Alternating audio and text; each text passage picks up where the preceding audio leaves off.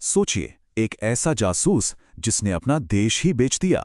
जी हां, आज हम बात करने वाले हैं भारत के सबसे बड़े और सबसे शर्मनाक विश्वासघात की। एक ऐसी कहानी जो आज भी खुफिया एजेंसियों के गलियारों में एक सबक की तरह सुनाई जाती है। चलिए, आपको ले चलते हैं 4 मई 2004 की एक सुबह। जगह है नई दिल्ली का एक पॉश इलाका। ऊपर से देखने में तो सब कुछ बिल्कुल नॉर्मल था, एकदम शांत।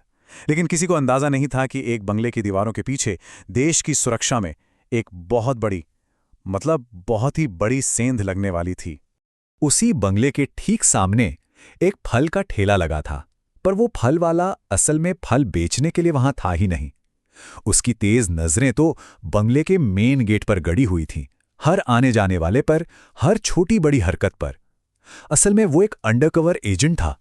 तो सवाल ये उठता है कि आखिर उस बंगला नंबर C480 के अंदर ऐसा क्या हो रहा था, और वो एजेंट वहां किसकी ताक में था।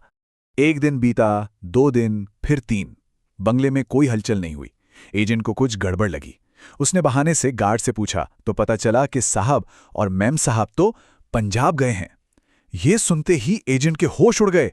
ये एक बहुत बड़ा झटका था, क्योंकि जिस शख्स पर वो नजर रख रहा था, उसका टारगेट वो अब गायब हो चुका था। और ये टारगेट कोई छोटा मोटा आदमी नहीं था। ये थे रविंद्र सिंह, रॉ, यानी भारत की बाहरी खुफिया एजेंसी, उसके जॉइंट सेक्रेटरी। सोचिए, एक ऐसा पद जहां देश के सबसे बड़े और सबसे सीक्रेट राजों तक सीधी पहुंच होती है। अब सवाल यह है कि इतना बड़ा, इतना सीनियर ऑफिसर अपनी ही एजेंसी की नजरों से बचकर गायब कैसे हो गया? इसका जवाब खुद उसकी शख्सियत में छुपा था, उसकी कुछ ऐसी कमजोरियों में जो जासूसी की दुनिया में किसी के लिए भी जानलेवा साबित हो सकती हैं। रविंद्र सिंह के ना 2 चेहरे थे।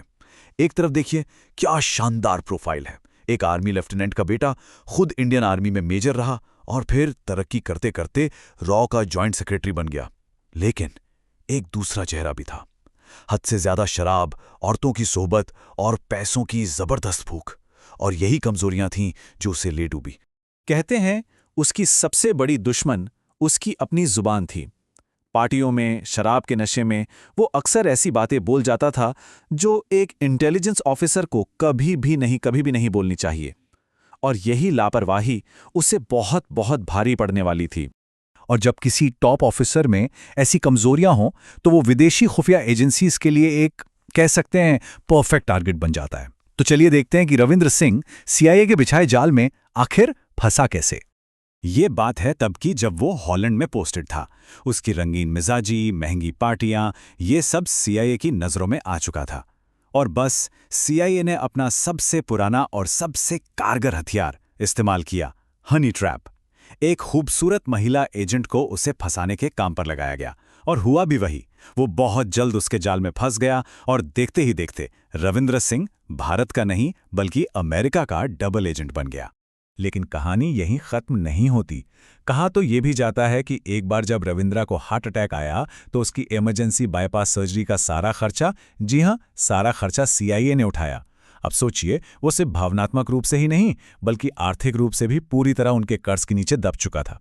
तो बस एक बार जब वो पूरी तरह उनके कंट्रोल में आ गया, फिर शुरू हुआ अपनी ही एजेंसी और अपने ही देश के साथ गद्दारी का सिलसिला। जरा इस नंबर पर गौर कीजिए, 20,000। 20,000 से भी ज्यादा ये उन क्लासिफाइड फाइलों की संख्या है जो अंदाजा लगाया जाता है कि रविंद्र सिंह ने CIA तक पहुंचाई। हर एक फाइल देश का एक कीमती राज। मतलब ये गद्दारी इतनी बड़ी थी कि कोई सोच भी नहीं सकता।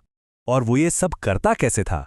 दिल्ली में RNW हेडक्वार्टर में बैठकर वो लगातार नेपाल जाता था अपने CIA हैंडलर से मिलने। उसे सीक्रेट जानकारी वॉशिंगटन भेजने के बहुत ही सोफिस्टिकेटेड तरीके सिखाए गए थे, और वो बड़ी ही सफाई से सालों तक ये काम करता रहा। लेकिन कहते हैं ना, पाप का घड़ा एक दिन भरता ही है। RAW के अंदर ही कुछ लोगों को उस पर शक होने लगा, और यहीं से भारत के इतिहास के सबसे बड़े इंटरनल मैनहंट की शुरुआत हुई। मामला शुरू हुआ साल 2003 में, जब एक जूनियर ऑफिसर ने उसके खिलाफ शिकायत की। बस इसके बाद रॉ ने चुपचाप अपना ऑपरेशन शुरू कर दिया।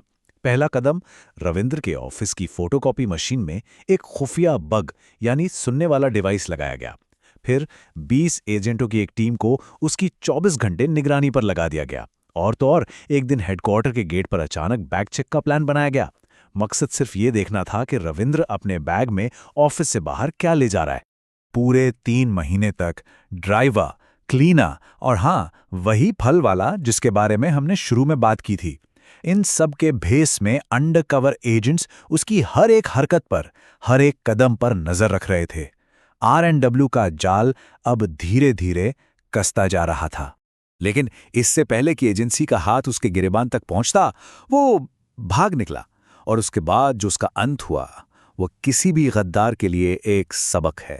अप्रैल 2004 तक रविंदर सिंह को ये भनक लग चुकी थी कि खेल खत्म होने वाला है। वो समझ गया था कि उस पर नजर रखी जा रही है। उसने सही मौके का इंतजार किया। 1 मई को जब छुट्टियों का माहौल था, उसने अपना दांव चलाया। वो और उसकी पत्नी रात के अंधेरे में चुपचाप अपने घर से गायब हो गए। कुछ ही दिन बाद उन्होंने भारत नेपाल का बॉर्डर पार किया और 7 मई को काठमांडू से 2 नकली पासपोर्ट के जरिए वो अमेरिका के लिए उड़ गए, हमेशा के लिए। अब यहां एक बड़ा सवाल खड़ा होता है, जब रॉ को सब पता था तो उसे गिरफ्तार करने में इतनी देर क्यों हुई? जवाब है राजनीति।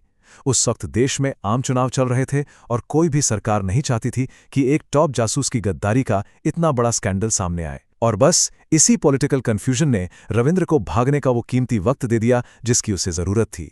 तो गद्दारी की कीमत क्या मिली उसे? एक तरफ तो थे CIA के पैसे, आलीशान पार्टियां, विदेश की यात्राएं, सब कुछ। लेकिन सिक्के का दूसरा पहलू देखिए, उसका अंत। CIA ने भी उसे दूध में से मक्खी की तरह निकाल फेंका।